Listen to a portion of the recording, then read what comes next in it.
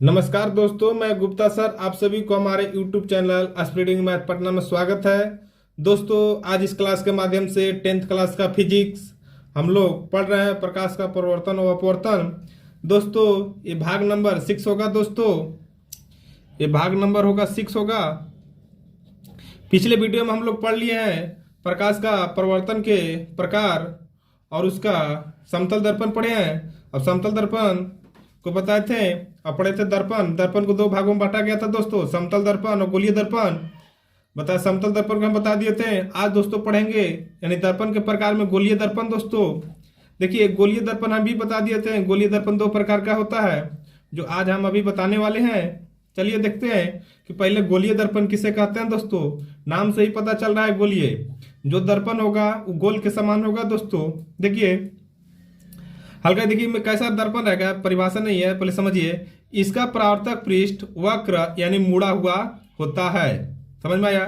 इसका जो परावर्तक पृष्ठ होगा वो मुड़ा हुआ होता है। गोलीय दर्पण का परावर्तक पृष्ठ अंदर की ओर या बाहर की ओर वक्रित हो सकता है। बोल रहा है कि अंदर की ओर भी वक्रित हो सकता है और बाहर की ओर भी हो सकता है। बात समझ में आया कि इसका परावर्तक पृष्ठ वक्र यानी मुड़ा हुआ होता है। गोलीय दर्पण का बहुत इंपॉर्टेंट क्वेश्चन है। जो परावर्तक पृष्ठ होगा ना वो अंदर की ओर या बाहर की ओर वक्रित हो सकता है। देखिए दोस्तों, दिखा सकते हैं। देखिए, हमारा गोलीय दर्पण इस तरह का है दोस्तों, इस तरह का गोलीय दर्पण है। दोस्तों देखिए, ये गोलीय दर्पण पूरा है। गोलीय दर्पण दो प्रकार का होता है, अवतल दर्पण, उत्तल दर्पण। तो गोलीय दर्पण को दो भागों में बांटा है। देखिए, बोला कि अंदर और वक्रित, अंदर की ओर या बाहर की ओर। देखिए, अंदर की ओर देखिए वक्रित है ना दोस्तों, ऐसे पूरा बाहर की ओर वक्रित है ना। तो गोलीय दर्पण में दोनों तरह का वक्रित होता है, अंदर की ओर और बाहर की ओर। अब ये हमारा देखिए, ये हमेशा ये परावर्तक पृष्ठ हुआ इधर का, अब ये अंदर का। इसका परावर्तक पृष्ठ अंदर में हुआ, इसका परावर्तक अवतल में अंदर की ओर परावर्तक पृष्ठ और उत्तल में बाहर की ओर परावर्तक पृष्ठ। हम लोग बारीकी से पढ़ेंगे, अवतल और उत्तल भी पढ़ेंगे। पहले गोलीय दर्पण समझ में आया कि बोला इसका परावर्तक पृष्ठ वक्र यानी देखिए इसका परावर्तक पृष्ठ वक्र यानी मुड़ा हुआ है ना दोस्तों। और गोलीय दर्पण का परावर्तक पृष्ठ यानी परावर्तक पृष्ठ अंदर या बाहर की ओर क्या होता है, वक्रित होता है। देखिए है, तो ये हमारा क्या है, गोलीय दर्पण का उदाहरण है दोस्तों। फिगर बनाना चाहते हैं तो बना लीजिएगा इस तरह का फिगर गोलीय दर्पण में। अच्छा देखिए, गोलीय दर्पण किसे कहते हैं दोस्तों? अगर परिभाषा बोल दे कि बताइए कि गोलीय दर्पण किसे कहते हैं तो बहुत ईजी है। गोलीय दर्पण किसे कहते हैं लिखना होगा, ऐसा दर्पण जिसका परावर्तक पृष्ठ गोलीय होता है। कैसा गोलीय होता है उसे गोलीय दर्पण कहते हैं। बहुत इजी है। ऐसा दर्पण जिसका परावर्तक पृष्ठ गोलीय होता है उसे क्या कहते हैं, गोलीय दर्पण। अब देखिए दोस्तों, हम लोग गोलीय दर्पण तो पढ़ चुके हैं, अब प्रकार भी पीछे बताए थे। वक्रता के आधार पर गोलीय दर्पण दो प्रकार के होते हैं दोस्तों। वक्रता के आधार पर गोलीय दर्पण दो प्रकार के होते हैं, लिख लीजिएगा, दो प्रकार के होते हैं। पहला अवतल को इंग्लिश में बोलते हैं कनकेव। दूसरा क्या बोलते हैं, उत्तल दर्पण यानी कन्वेक्स। समझ में आ गया होगा। चलिए हम बारीकी से पढ़ते हैं कि अवतल दर्पण और उत्तल दर्पण किसको कहते हैं। देखिए दोस्तों, अवतल दर्पण वैसा दर्पण जिसका परावर्तक पृष्ठ अंदर की ओर अर्थात गोले की केंद्र की ओर धंसा हुआ यानी वक्रित होता है, उसे क्या कहते हैं, अवतल दर्पण। देखिए दोस्तों, वैसा दर्पण जिसका परावर्तक पृष्ठ अंदर की ओर, देखिए परावर्तक पृष्ठ, देखिए दोस्तों अवतल दर्पण है ना, देखिए दोस्तों यानी केंद्र है। तो देखिए, तो परावर्तक पृष्ठ जो है ये परावर्तक पृष्ठ यानी देखिए, तो परावर्तक पृष्ठ की केंद्र की ओर है ना दोस्तों, ये केंद्र की ओर से मुड़ते जा रहा है ना। जो परावर्तक पृष्ठ ये है दोस्तों, ये हमेशा केंद्र की ओर, वही बोला। देखिए, वैसा दर्पण जिसका परावर्तक पृष्ठ अंदर की ओर यानी अंदर की ओर अर्थात गोले की केंद्र की ओर धंसा होता है ना दोस्तों। ठीक है, केंद्र की दशा होता है यानी वक्रित यानी घुमा हुआ रहता है दोस्तों, उसे क्या कहते हैं, अवतल दर्पण। देखिए, इसी का यहाँ फिगर बनाए हुए हैं। ये परावर्तक पृष्ठ है, ये आगे का भाग है। देखिए, ये पिछला का भाग है यानी पोलिस किया भाग। तो बोलेगा कि अवतल दर्पण किस तरह का रहता है दोस्तों, तो हमेशा इस तरह का रहता है। आप लोग नहीं तो इस तरह का देखिए, जो गोला होता है ना, तो गोला किस तरह से बनाते हैं ऐसे। ये जो है ना भाग, ये हमेशा क्या है दोस्तों, ये हमेशा अवतल दर्पण है। क्या दोस्तों, अवतल दर्पण। अब जब ई वाला भाग इसे दोस्तों ऐसे ज्वाइंट करेगा ना, अब इधर से पॉलिश कर देगा ना, तो ई वाला भाग हमको क्या हुआ, उत्तल दर्पण। तो ए वाला भाग हमको दोस्तों, ए वाला भाग क्या हुआ, अवतल दर्पण। ये क्या हुआ, अवतल दर्पण। अवतल दर्पण इसी यहाँ फिगर बनाए हुए हैं। देखिए, यहाँ भी आपको समझाने के लिए इस तरह कर दिया है। देखिएगा, वैसा दर्पण जिसका परावर्तक पृष्ठ अंदर की ओर अर्थात गोले की केंद्र की ओर धंसा हुआ होता है उसे अवतल दर्पण कहते हैं। आप यहां तक भी कर सकते हैं कि वैसा दर्पण जिसका परावर्तक पृष्ठ अंदर की ओर धंसा हो उसे हम क्या कहते हैं, अवतल दर्पण। ठीक है, बना लीजिएगा कि परावर्तक पृष्ठ किसे कहते हैं, आगे का भाग इस तरह। अब देखिए उत्तल दर्पण क्या है दोस्तों, बहुत ईजी है। उत्तल दर्पण देखिए क्या कर रहा है, वैसा दर्पण जिसका परावर्तक पृष्ठ बाहर की ओर क्या बना है, देखिए परावर्तक पृष्ठ यानी परावर्तक पृष्ठ जिधर चेहरा देखते हैं, परावर्तक पृष्ठ देखिए बाहर की ओर है ना, बाहर की ओर उभरा हुआ है, बाहर की ओर उभरा हुआ है दोस्तों, हुआ है तो उसे उत्तल दर्पण कहते हैं। देखिए इस सामने का भाग है परावर्तक पृष्ठ, सामने का भाग बोलिए परावर्तक पृष्ठ इसको बोलते हैं, और ये हमेशा जो पीछे वाला भाग हुआ दोस्तों। चलिए हम लोग आगे पढ़ते हैं, क्या है पढ़ना गोलीय दर्पण का। अच्छा दोस्तों देखिए अब गोलीय दर्पण का कुछ भाग बता देंगे, बहुत इंपॉर्टेंट है, गोलीय दर्पण का भाग बताने वाले हैं दोस्तों। देखिए गोलीय दर्पण में हम लोग कौन कौन पॉइंट आने वाला है, देखिए दोस्तों पहला आएगा ध्रुव। ध्रुव को इंग्लिश में बोलते हैं पोल, पोल को रिप्रेजेंट पी से करते हैं, यानी ध्रुव को पी से सूचित करेंगे दोस्तों। जहां पर ध्रुव वर्ड आएगा वहां पर हम पी लिखेंगे, ध्रुव को शॉर्टकट में पी लिखेंगे। दूसरा गोलीय में आएगा वक्रता केंद्र दोस्तों, वक्रता केंद्र को बोलते हैं centre of curvature, centre of curvature को सी बोलते हैं दोस्तों, शॉर्टकट में सी से रिप्रेजेंट करेंगे यानी सूचित करेंगे। फिर होता है मुख्य अक्ष यानी प्रिंसिपल एक्सिस, पास में मुख्य अक्ष यानी प्रिंसिपल एक्सिस दोस्तों। फिर आ गया मुख्य फोकस यानी प्रिंसिपल फोकस, प्रिंसिपल फोकस यानी एफ सो, फोकस दूरी यानी फोकल लेंथ को एफ से रिप्रेजेंट।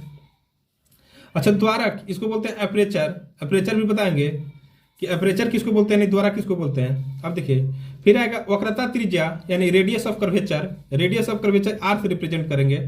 फिर आएगा फोकस या फोकस बिंदु, ये हमेशा एफ से रिप्रेजेंट करेंगे। बात समझ में आ गया होगा दोस्तों। अच्छा देखिए हमारा देखिए तो ये हमको एक गोला दिखाई दे रहा है दोस्तों, एक गोला दिखाई दे रहा है, इसमें कौन कौन देखिए गोलीय दर्पण में आएगा ध्रुव आएगा, वक्रता केंद्र आएगा, मुख्य फोकस आएगा, फोकस दूरी आएगा, द्वारक आएगा, वक्रता त्रिज्या आएगा, फोकस या फोकस बिंदु आएगा दोस्तों। देखिए ये हमारा क्या है, एक गोलीय दर्पण है दोस्तों। हम बता चुके थे कि इधर वाला जो भाग ऐसे बाहर की ओर वक्रित करेंगे तो अवतल दर्पण। अब इधर मान लेते उत्तल दर्पण है तो हम एक दर्पण ले लिए। देखिए इसका जो सेंटर होगा ना, सेंटर गोलीय दर्पण का जो सेंटर होगा, समझ में आया, सेंटर, ठीक है। तो जो सेंटर होगा उसको क्या बोलते हैं दोस्तों, वक्रता केंद्र बोलते हैं। क्या दोस्तों बोलते हैं, वक्रता केंद्र बोलते हैं। वक्रता केंद्र को सी से रिप्रेजेंट करते हैं, क्या से करते हैं दोस्तों, सी से। क्या करते हैं, सी से करते हैं। इसको लिख दीजिए यहां पर, वक्रता केंद्र को नहीं लिखल था, ठीक है, वक्रता केंद्र। देखिए वक्रता केंद्र यानी जो केंद्र को वक्रता केंद्र बोलते हैं। अच्छा ये देखिए तो हमारा ये क्या है, अवतल दर्पण है।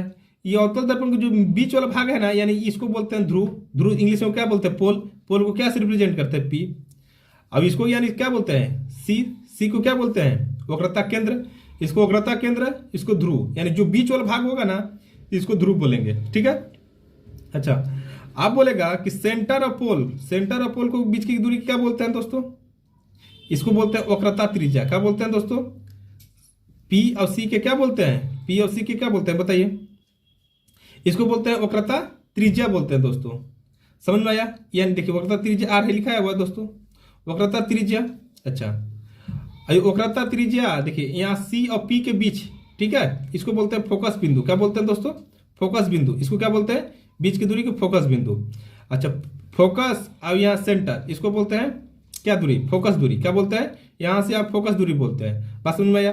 अभी देखिए हमारा जो व्यास दिखाई दे रहा है ना, एबी व्यास जो हमारा एबी दिखाई दे रहा है, इसको क्या बोलते हैं, द्वारक बोलते हैं। क्या दोस्तों बोलते हैं, द्वारक। क्या बोलेंगे दोस्तों, द्वारक। देखिए दिया भाई, देखिए ए बी, हमारा ए बी किसको क्या बोलेंगे, द्वारक। पी को क्या बोलेंगे, ध्रुव बोलेंगे। यानी आर वक्रता त्रिज्या को क्या बोलेंगे, देखिए वक्रता त्रिज्या हमारा ये है, यानी यहाँ लिख दीजिए पी सी। क्या लिख दीजिएगा, पी सी। पी और सी क्या है, वक्रता त्रिज्या है दोस्तों। एफ क्या है, फोकस या फोकस बिंदु है। एफ क्या है, फोकस या फोकस बिंदु है दोस्तों।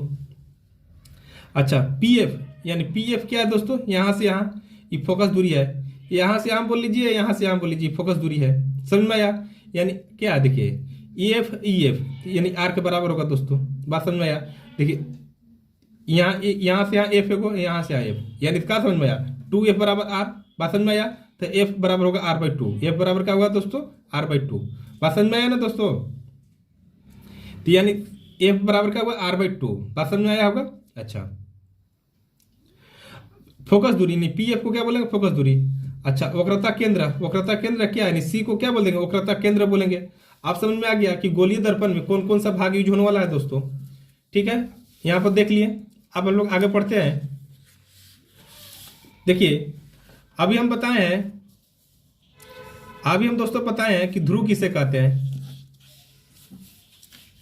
अभी हम बताएं ध्रुव, ये भी बता दिए ध्रुव। ध्रुव होता है, वक्रता केंद्र होता है, मुख्य अक्ष। देखिए ध्रुव किसे कहते हैं, दर्पण के परावर्तक तल, दर्पण के परावर्तक तल के मध्य बिंदु को ध्रुव कहते हैं। देखिए बोल रहा है ना, देखिए ये दर्पण है, दर्पण के परावर्तक तल, दर्पण का परावर्तक तल, तल के मध्य बिंदु, कहां बोला दोस्तों, मध्य बिंदु को ध्रुव कहते हैं। अच्छा, द्वारक बोला, द्वारक किसे, दर्पण के परावर्तक तल, जो दर्पण का परावर्तक तल व्यास द्वारा कहलाता है। जो दर्पण का है ना, इस तल को जो व्यास होगा ना, वो व्यास हमारा क्या कहलाएगा, द्वारा कहलाएगा। अच्छा बोल रहा है, देखिए तो अब वक्रता केंद्र बोल रहा है, वक्रता केंद्र, गोलीय दर्पण जिस गोले से कटकर बनाया जाता है उसके केंद्र को दर्पण का वक्रता केंद्र कहते हैं। देखिए दोस्तों, वक्रता केंद्र किसे कहते हैं, यानी जो इसका सेंटर होगा ना, यानी इसका केंद्र को बोलते हैं। देखिए, गोलीय दर्पण जिस गोले से कटकर बनाया जाता है उसके केंद्र को क्या कहते हैं, वक्रता केंद्र कहते हैं दोस्तों। अब बोला मुख्य अक्ष। देखिए, इस जो ई लाइन को दिखाई दे रहा है ना, ई लाइन, ई लाइन को हमेशा बोलते हैं मुख्य अक्ष। क्या बोलते हैं, मुख्य अक्ष। देखिए मुख्य अक्ष परिभाषा, दर्पण के ध्रुव, दर्पण के ध्रुव तथा वक्रता केंद्र को मिलाने वाली रेखा को दर्पण का मुख्य अक्ष कहता है। देखिए, दर्पण, दर्पण का केंद्र और यानी ध्रुव को मिलाने वाली रेखा, मिलाने वाली रेखा को क्या कहते हैं, मुख्य अक्ष कहते हैं। मुख्य अक्ष समझ में आया, दर्पण के ध्रुव, दर्पण के ध्रुव तथा वक्रता केंद्र को मिलाने वाली रेखा को दर्पण का मुख्य अक्ष कहते हैं। वक्रता त्रिज्या, गोलीय दर्पण के ध्रुव, देखिए गोलीय दर्पण के ध्रुव वक्रता केंद्र, ध्रुव और वक्रता केंद्र के मध्य की दूरी को वक्रता त्रिज्या कहते हैं। ध्रुव और केंद्र को मिलाने वाली जो रेखा होगा ना, वो वक्रता त्रिज्या के बराबर होगा दोस्तों। अच्छा, एक बात देखिए, यहाँ पर क्या बोल रहा है कि देखिए तो फोकस या फोकस बिंदु, फोकस या फोकस बिंदु क्या है। देखिए तो ये हमेशा क्या क्या है, अवतल दर्पण। क्या क्या दोस्तों, अवतल दर्पण, अवतल दर्पण है। फोकस या फोकस बिंदु को हमको परिभाषा से सूचित कर रहे हैं। अभी क्या, देखिए तो उत्तल दर्पण है।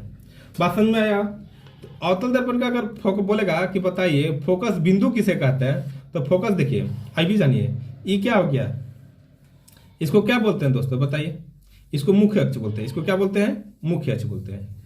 तो मुख्य अक्ष, अच्छा देखिए मुख्य अक्ष जान के कि मुख्य अक्ष इसको बोलते हैं, तो आपको फोकस बिंदु को परिभाषित करना होगा ना दोस्तों। क्या बोलना होगा, देखिए बोलना होगा मुख्य अक्ष के समांतर चलने वाली किरणें दर्पण से परावर्तन के पश्चात मुख्य अक्ष जिस बिंदु पर मिलती है। देखिए देखिए सबसे अच्छा क्या है यहाँ पर, इसको हम लिख दिए। देखिए कह रहा है मुख्य अक्ष के समांतर चलने वाली किरणें, देखिए मुख्य अक्ष है, मुख्य अक्ष के समांतर चलने वाली किरणें परावर्तन, यानी परावर्तन के पश्चात मुख्य अक्ष के जिस बिंदु पर मिलती है। कह रहा है कि देखिए ये क्या है, हमारा मुख्य अक्ष है, मुख्य अक्ष के समांतर जब एक किरण चलेगा और परावर्तन के पश्चात जिस बिंदु पर मिलेगा या मिलेगा यानी अवतल दर्पण में मिलेगा दोस्तों। अवतल दर्पण में क्या होगा, मिलेगा, उसके फोकस बिंदु कहते हैं। अगर अवतल दर्पण में मिलेगा उसको फोकस बिंदु कहते हैं। अब इसमें क्या होगा, मिलती हुई प्रतीत होगा। देखिए यहां से चलेंगे तो इधर बैक हो जाता है, यहां भी इधर बैक हो जाता है। इसको आगे से समझने के लिए नेक्स्ट वीडियो में हम लोग अच्छा से एक्सप्लेन करेंगे।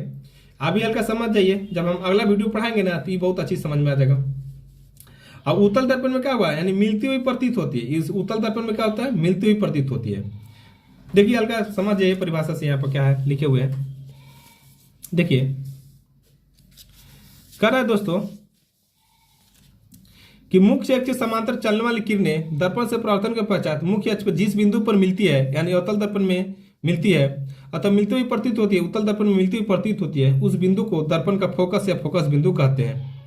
आप यहाँ पर देखिए इंपोर्टेंट क्या है, अवतल दर्पण का फोकस, अवतल दर्पण का फोकस वास्तविक और दर्पण के सामने होता है। अवतल दर्पण का फोकस क्या होगा, वास्तविक होगा। देखिए दोस्तों वास्तविक और दर्पण के सामने होता है। देखिए प्रतिबिंब दो प्रकार का होता है, आभासी और वास्तविक। हम बताएंगे इसे नेक्स्ट वीडियो में, छूट गया मिस्टेक से, वो हम प्रतिबिंब का प्रकार और प्रतिबिंब किसे कहते हैं बता देंगे। तो वास्तविक दर्पण के सामने होता है और उत्तल दर्पण के फोकस आभासी और दर्पण के पीछे होता है। बोलेगा आपसे कि अवतल दर्पण का फोकस जो होगा ना वो कहाँ होगा, तो अवतल दर्पण का जो फोकस होगा ना वो वास्तविक दर्पण के सामने होता है। कहाँ होता है दोस्तों, दर्पण के सामने। अवतल दर्पण का फोकस जो होगा, अवतल दर्पण का फोकस दर्पण के सामने होगा। अब उत्तल दर्पण में आभासी होता है। कैसा होता है दोस्तों? आभासी होता है और दर्पण के पीछे होता है। तो समझ में आ गया। देखिए यहाँ पर हमको समझाने की कोशिश कर रहे हैं दोस्तों। तो चलिए नेक्स्ट वीडियो में समझाएंगे। आगे देखिए अब क्या है, फोकस दूरी। क्या है दोस्तों? फोकस दूरी। अब क्या करा है कि वक्रता त्रिज्या की आधी दूरी को फोकस दूरी किसे कहते हैं? फोकस दूरी किसे कहते हैं? देखिए वक्रता त्रिज्या की आधी दूरी को फोकस दूरी कहते हैं। हम बताते ना, यहां से यहाँ वक्रता त्रिज्या था, इसका आधी दूरी इधर या ले लीजिए या इधर लीजिए, आधी दूरी को क्या कहेंगे? फोकस दूरी। तो यानी वक्रता त्रिज्या की आधी दूरी, वक्रता त्रिज्या के आधी दूरी को हम फोकस दूरी कहते हैं। तो यानी फोकस केप से तो वक्रता त्रिज्या की आधी दूरी है। तो फॉर्मूला हमको क्या तैयार हो गया कि F = R/2। ये R क्या है? वक्रता त्रिज्या बाई 2। चलिए इसी पर क्या बनेगा, एक क्वेश्चन बना देते हैं दोस्तों। देखिए अब इस पर न्यूमेरिकल है, किसी गोलीय दर्पण का वक्रता त्रिज्या कितना दे दिया? देखिए दिया है, लिख दीजिएगा कि दिया है यानी R = कितना दे दिया है? 20 दे दिया है। आपको क्या ज्ञात करना है? F ज्ञात करना है। तो हम जानते हैं, क्या फॉर्मूला जानते हैं? F = R/2। देखिए दोस्तों तो F का मान तो निकालना ही है। R का मान 20 दे दिया है, अब यहाँ पर 2 होगा। तो F का मान कितना आ गया? 10 सेंटीमीटर आ गया दोस्तों। बात समझ में आ गया? 2 से कट गया। अच्छा देखिए अब यहाँ गोलीय दर्पण बोला ना दोस्तों, ये हमेशा कभी गोलीय दर्पण 2 प्रकार का होता है, उत्तल दर्पण, अवतल दर्पण। तो आप यहाँ पर बोल देगा उत्तल या अवतल, कुछ भी दे सकता है कि दे देगा किसी अवतल दर्पण की वक्रता त्रिज्या इतना है तो उसकी फोकस दूरी। तो ये बुलाना नहीं है, अवतल भी देगा, उत्तल भी देगा, गोलीय दर्पण देगा, बाकी तीनों का उत्तर एक ही होगा फॉर्मूला। अब देखिए यदि किसी गोलीय दर्पण की फोकस दूरी 15 सेंटीमीटर है तो उसकी वक्रता त्रिज्या यानी क्या दिया है? देखिए दोस्तों किसी गोलीय दर्पण की फोकस दूरी यानी F दे दिया 15, अब R पूछ रहा है दोस्तों। F = क्या होता है? R/2 होता है दोस्तों। तो F का मान 15 दे दिया है, अब R/2। तो यहाँ क्या हुआ? देखिए दोस्तों तिरछा तिरछी गुना होगा, तो यानी R का मान कितना हो जाएगा? 30 सेंटीमीटर। दोस्तों वीडियो समझ में आया होगा। अगर वीडियो अच्छा लगे तो चैनल को सब्सक्राइब करिए इसी तरह वीडियो पाने के लिए दोस्तों। धन्यवाद।